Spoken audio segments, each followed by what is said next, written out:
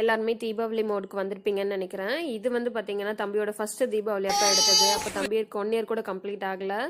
So பட்டாசு பார்த்தாலே பயந்துக்கு வர அந்த மாதிரி தான் இருந்தார். இந்த தீபாவளிக்கு பார்த்தீங்கன்னா கேஷுவல்ஸ்க்குமே நிறைய ட்ரெஸ் தேவைப்பட்டது. ஸோ தீபாவளி ட்ரெஸ் கூடவே கேஷுவலுக்கும் நிறைய போட்டிருந்தேன். அதில் எதுங்கிறத நான் செலக்ட் பண்ணிட்டு உங்கள்கிட்ட காமிக்கிறேன்.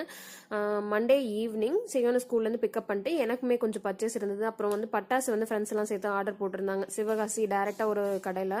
ஸோ டெலிவரி ஆயிருந்துன்னு சொல்லியிருந்தாங்க. பட் அந்த அன்னைக்கு பிக்கப் வந்து எடுக்கல, ஏன்னா டெலிவர் ஆகலை.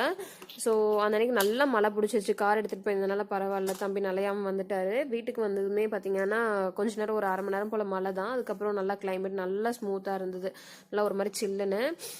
சூடாக ஏதாவது ரெடி பண்ணலான்னா 2 days பிஃபோர் தான் வந்து போண்டாவும் ரெடி பண்ணியிருந்தேன். ஸோ சிம்பிளாக நூடுல்ஸோட முடிச்சிடலாம்னு சொல்லிட்டு டிஃபனுக்கு ரெடி பண்ணியிருந்தேன். நான் வந்து நூடுல்ஸ்க்கு அதோட காரம் பத்தாதனால பச்சை மிளகா சேர்த்து தான் செய்வேன். நீங்கள் எப்படின்னு சொல்லுங்கள்.